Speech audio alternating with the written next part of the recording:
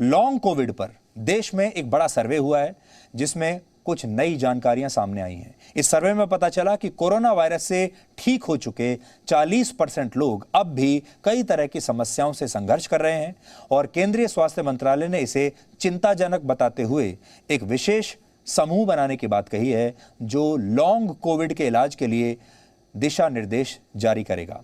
आपको याद होगा पिछले दिनों बहुत सारे लोगों को कोरोना वायरस हुआ, लाखों करोड़ों लोग इससे प्रभावित हुए। मैं भी इससे प्रभावित हुआ था और मुझे अस्पताल में भी भर्ती रहना पड़ा था। आप में से बहुत सारे लोग अस्पताल में रहे होंगे और बाद में जब मेरी भी रिपोर्ट नेगेटिव आई तो मैं फिर से काम पर लौटा, डीएनए भी करना शुरू किया और आपको शायद यही लगता होगा कि मैं पूरी तरह से स्वस्थ हो चुका हूं, कोरोना को हरा दिया है। लेकिन और मेरी तरह ही लाखों लोग ऐसे हैं जो कोरोना को ये कहते हैं कि हमने हरा दिया, वो अपने काम पर लौट आए हैं, लेकिन क्या वो पहले की तरह रहे हैं? सच ये है कि ये सारे लोग लॉन्ग कोविड से संघर्ष कर रहे हैं और इस वजह से बहुत सारे ऐसे सिम्टम्स हैं जो इन लोगों के अंदर आ गए हैं।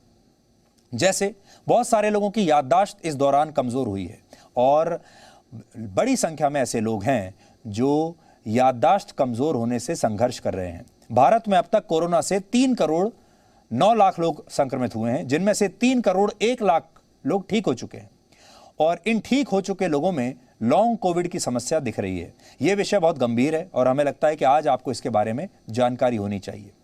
सबसे पहले सर्वे में क्या आया ये देखिए। 3 बड़ी बातें हैं।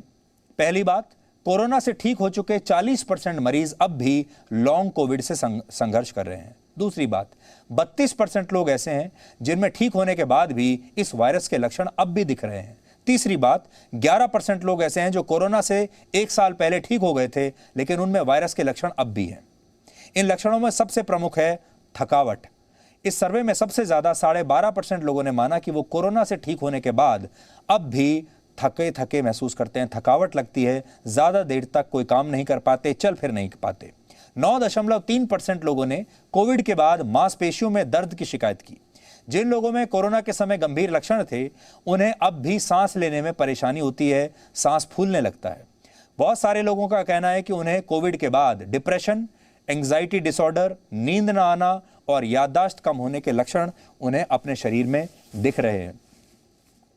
इसके अलावा इस सर्वे में एक चौंकाने वाली जानकारी यह है कि कोरोना के इलाज में स्टेरॉइड्स का ज्यादा इस्तेमाल लॉन्ग कोविड की वजह हो सकता है। इसमें पता चला कि इलाज के लिए अस्पताल में भर्ती होने वाले 74% मरीजों को स्टेरॉइड्स दिए गए, जबकि ऑक्सीजन की जरूरत इनमें से 34% को ही पड़ी।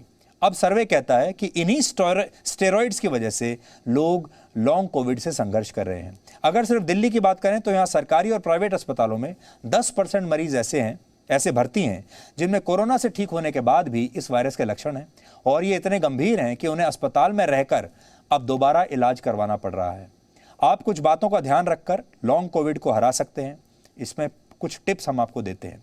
कोरोना से ठीक होने के बाद अगर आपको थकावट, मांसपेशियों में दर्द, सांस में तकलीफ होती है तो डॉक्टर से जरूर संपर्क करें। खाली घर में बैठकर इनका इलाज ना करें।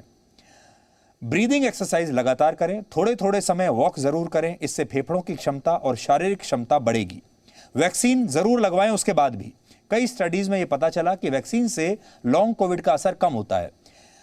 अभी भारत में कोरोना से ठीक हो चुके मरीज कुछ महीनों के बाद वैक्सीन लगवा सकते हैं। पर्याप्त मात्रा में पानी पिएं।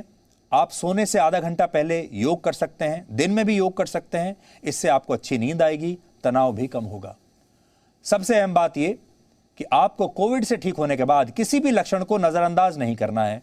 और अभी यह हो रहा है कि बहुत सारे लोग सोचते हैं कि वो कोरोना से ठीक हुए हैं तो कुछ तकलीफ तो उन्हें रहेगी, उन्हें ऐसा लगता है, और इसलिए वो लॉन्ग कोविड को गंभीरता से नहीं ले रहे और उसके बाद ये समस्या बढ़ती चली जाती है।